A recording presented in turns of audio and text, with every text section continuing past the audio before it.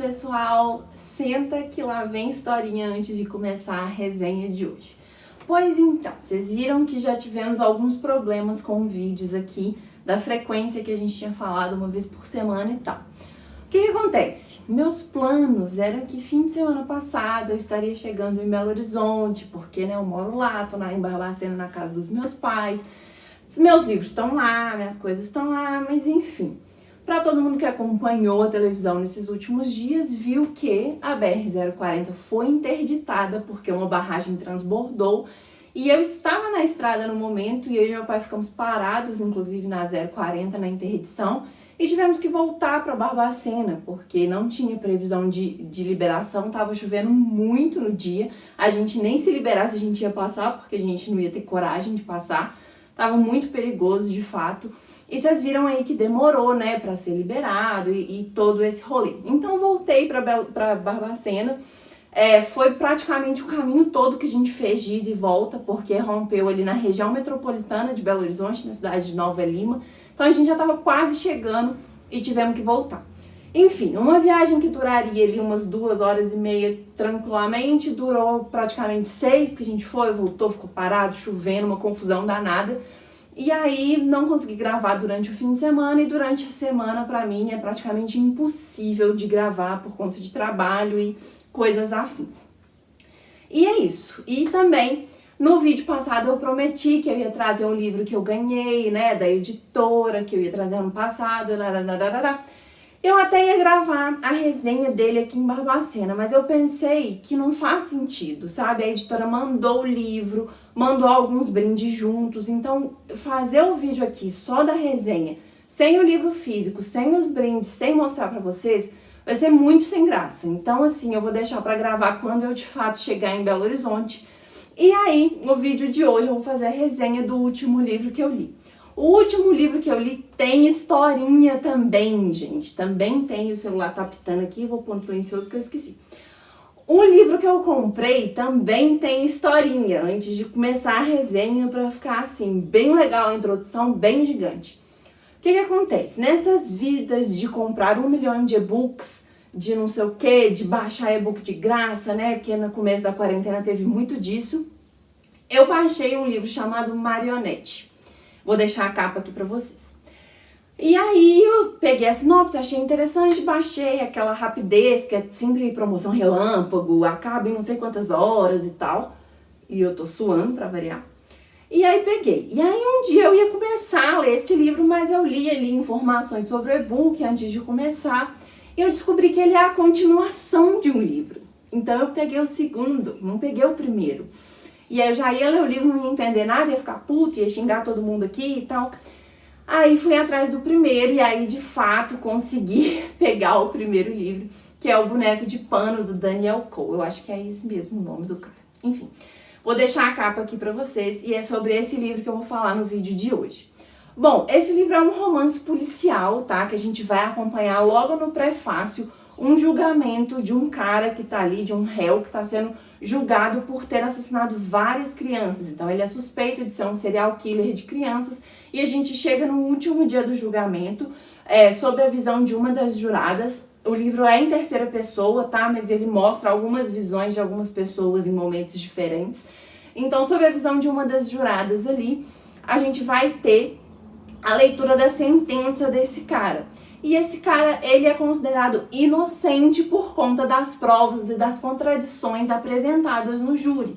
Então, os jurados declararam que o cara era inocente. O detetive responsável pelo caso, que é o detetive Wolf, ficou puta revolto da vida, ele estava ali no dia do julgamento, ele não concordou, claramente ele considerava o cara culpado e resolveu ali num ataque de fúria extrema, ele resolveu fazer justiça com as próprias mãos e ele sai ali daquele lugar que o pessoal assiste e começa a espancar o cara. É claro que vira uma confusão generalizada dentro do negócio ali, como é que chama que trem?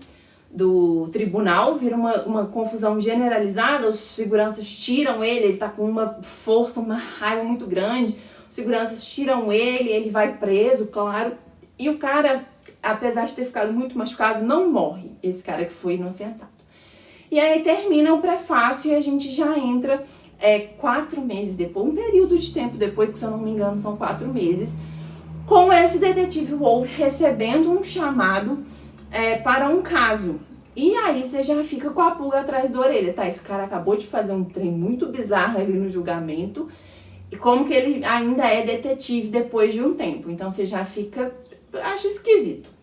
E aí ele vê que o caso é na frente do prédio dele, porque ele já começa a escutar sirenes, vê aquela comoção toda. Quando o chefe dele fala o endereço pelo telefone, ele simplesmente desce, atravessa a rua e vai lá ver de qual é. E aí ele chega ali, detetive de homicídios, né, tipo assim, ele já é muito famoso por conta do caso desse júri, porque teve toda uma cobertura midiática. Então sempre que ele chega nos lugares, todo mundo já sabe quem é, já conhece o detetive Wolff, enfim. Ele chega ali meio tipo, ok, mais um assassinato, né? Não é uma coisa... Pra gente é um absurdo, mas pra ele, detetive de homicídios, é o trabalho dele, então ele vê muito daquilo. Mas ele não esperava a cena que ele ia se deparar quando ele chega de fato aonde está o corpo. É um corpo que tá pendurado, que tá de uma forma bem teatral ali, exposto para os detetives encontrarem. E a grande questão é que, apesar de ser um corpo, são 6 vítimas. Como assim? Cada parte do corpo era de uma pessoa diferente e eles foram costurados ali, formando uma espécie de um boneco de pano, bem grotesco. E a cabeça, ela é desse cara que estava ali sendo julgado no começo. E a gente tem uma mão apontando para o apartamento do detetive Wolff. E aí a gente já sabe que toda essa história vai rodar em torno desse julgamento inicial e desse detetive Wolff, né? Do que tá acontecendo, que assassino é esse que surgiu, que já é um serial killer, porque de cara já tem 6 vítimas, e o que ele tem a ver com toda essa história.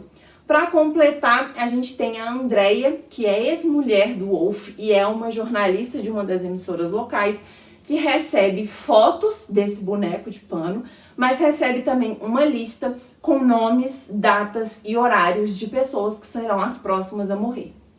E aí eles começam essa investigação contra o tempo para tentar encaixar todas as peças desse quebra-cabeça, como que tem relação com aquele caso, o que o Wolff tem a ver com essa história toda, como que eles vão salvar todas essas pessoas que foram juradas de morte. E, além disso, o autor ainda vai explicar pra gente ao longo da história o que esse detetive ainda tá fazendo na polícia, né? O que ele ainda tá fazendo ali depois de fato ter cometido um crime ali no julgamento, porque ele espancou o cara, todo mundo viu, e enfim, uma tentativa de homicídio ali no mínimo, né? Então, é toda essa história que vai rodar o livro. E tem vários pontos interessantes para ressaltar aqui dessa história, tá? O primeiro deles, eu acho que é a construção do serial killer. O serial killer acaba não sendo tanto o foco da história. A gente vai ver que o foco gira muito mais nessas relações que eu falei com vocês, dessas peças do quebra-cabeça, do que na construção do assassino em si. Mas a parte de construção, de perfil, de formas de matar e de como que esse cara virou um serial killer e do que aconteceu ali no meio do caminho, é muito bem construída. A gente tem um pouco de perfil ali de serial killer, bem vibes de Criminal Minds. Eu não sei se vocês assistem essa série, com um dos detetives, que é o detetive Edmunds, que traz aí essa construção do perfil do assassino para eles conseguirem chegar nessa pessoa. Então tudo isso é muito interessante. Como eu disse para vocês, o foco ele gira em torno da investigação. Então a gente tem, além do Wolff, 2 outros detetives figurando ali entre os principais, que é a Emily, que já está há bastante tempo, que estava trabalhando com o Wolff desde o começo, desde lá desse primeiro caso e muito antes. E a gente tem o Edmunds, que eu acabei de citar, que é como se fosse um estagiário. É o primeiro caso dele, ele acabou de ser transferido do departamento de fraudes para o departamento de homicídio. E aí ele tá lidando ali com essa diferença do trabalho, mas ele é um menino que tem um estudo aprofundado nessa questão da psicopatia, do próprio narcisismo de alguns psicopatas. Então ele usa aí essa coisa acadêmica dele, por já ter feito um trabalho com isso, dentro da construção aí, dentro da investigação policial. que reforça o que eu falei sobre a construção do serial killer. Esse é o primeiro ponto que eu gostaria de ressaltar. Segundo, a gente tem uma coisa que já está se tornando bem recorrente em romances policiais contemporâneos, que é a questão de um detetive, um investigador, quem quer que seja ali que está responsável e diretamente ligado com o caso, como um anti-herói beirando vilão. A gente tem nesse caso, igual eu falei, o Wolf, que de fato comete um crime e que ainda está na força policial, então ele é muito questionado, né? Ele tem comportamentos muito questionáveis e muito não condizentes com o que a gente espera da polícia, mas isso é, igual eu falei com vocês, um pouco mais recorrente. É o Harry Hole, que é o do John Nesbro, né? Enfim, eu não lembro se o nome dele é esse, mas ele era um alcoólatra e ele tem alguns problemas aí também de controle de raiva. Então a gente vê isso já recorrentemente, que nesse livro, pra mim, não engrandece, mas também não faz perder nada. Ele faz sentido dentro da construção que o autor escolheu ali para a história. Então é bem explicado, é bem tratado, então também acaba se tornando um ponto positivo. A gente tem também duas críticas muito importantes que eu gostaria de ressaltar aqui com vocês. A primeira delas é o comportamento da mídia nesses casos de grandes assim, crimes, de serial killers ou de crimes que de fato chocam toda a sociedade e que a mídia vai em cima insanamente cobrir, passando inclusive algumas barreiras do nonsense ali, né? Perdendo um pouco da empatia e de como se tratar essas situações. Então a gente tem essa crítica exposta através principalmente da personagem da Andrea, que é a ex-mulher do Wolf. Ela tem uma ligação direta ali com um detetive ainda, né? E ela fica nesse dilema moral pessoal com a questão do que é cobrado dela dentro do trabalho, e a gente tem aí dessa loucura da mídia. E, gente, isso é extremamente recorrente, isso é extremamente real. A gente tem um caso, eu não sei se vocês escutam, como eu e a Raquel, podcast de crimes reais, sabem sobre crimes reais, mas a mídia muitas vezes atrapalha vários casos, muitas vezes tem um peso muito decisivo em vários casos. Um caso que é extremamente famoso e que a mídia, a cobertura midiática, atrapalhou de fato o trabalho policial foi o caso da Eloá, por exemplo, aqui no Brasil, que foi uma loucura, e a gente tem diversos outros que vira aí uma insanidade, né? Essa cobertura da mídia, todo mundo assistindo, e passa um pouco aí dos limites em vários momentos. Outra crítica que a gente tem é até relacionado um pouco a isso, que é a crítica à sociedade, né? E como que a sociedade tem um senso de justiça próprio, quase, que por mais que o sistema judiciário do país, que as leis acabam julgando de uma certa forma, que às vezes a sociedade não considera ou o suficiente, ou justa, ou que de fato houve ali uma justiça acontecendo, e aí quando acontece ou um assassinato, ou sei lá, enfim, o que quer que seja relacionado a pessoas que a sociedade critica como más, como que mereciam aquilo, como que as pessoas lidam com esse tipo de situação. Então a gente tem essas duas críticas, tanto da mídia quanto da sociedade, que trazem uma reflexão interessante dentro da história. E além disso, a história ela tem esse senso de urgência por ter a lista, por ter os nomes e ter um tempo determinado para as coisas acontecerem. O autor coloca no início do capítulo a data e a hora do que está acontecendo, que faz com que você fique imerso e fique esperando e causa essa sensação de urgência na gente, que é um dos métodos, para mim, mais eficazes de trazer um envolvimento com o livro e de criar suspense e de criar tensão e fazer com que você fique envolto na leitura. Como vocês podem perceber, essas coisas que eu falei resumem no fato de que eu gostei bastante do livro, eu achei muito interessante sim, mas eu gostaria de fazer uma ressalva sobre a história, que não foi um livro perfeito, e eu tenho uma crítica sim a fazer, que foi uma crítica inclusive que eu li no Scooby, mas eu não lembro quem falou isso e eu concordei em nome, número e grau em tudo, que é a questão do romance, um romance platônico que acontece ali no meio do livro e que acaba de certa, assim, ele é extremamente desnecessário. e que de certa forma acaba, claro, diminuindo a personagem feminina, que acaba parecendo que em certos momentos ela meio que deixa de ser guiada pela razão e passa a ser guiada por decisões por conta desse amor platônico, que é extremamente desnecessário, esse romance, essa tentativa ali de sentimentalismo dentro do livro. Podia ter sido um relacionamento de amizade, um relacionamento profissional, enfim, abordado de qualquer outra forma que não precisava do romance, tá? É extremamente inútil e que o desfecho poderia ter sido o mesmo sem esse micro romance ali no meio, que acaba diminuindo, ao meu ver, a personagem feminina em questões de decisões e deixa ela aquela coisa do a mulher é só movida à questão do sentimento.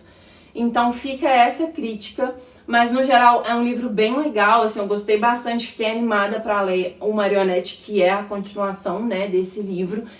Eu acho válido para quem gosta de romances policiais, quem gosta desse universo, vai gostar desse livro. Não vá esperando um final uau, surpreendente, aquele plot twist muito louco. Não, mas é um final bom porque é coerente. Eu prefiro histórias que você descobre o assassino em algum momento, mas que a explicação e a construção da história, dos personagens e do perfil ali, né, nesse caso dos assassinatos, ele seja coerente, do que o autor inventar do nada um plot twist só para causar e que talvez estrague o livro. Então eu gosto dessa coerência, então para mim foi excelente. Um exemplo claro de quem faz um negócio só para causar e caga o livro é no livro do O Casal que Mora ao Lado. É O Casal que Mora ao Lado?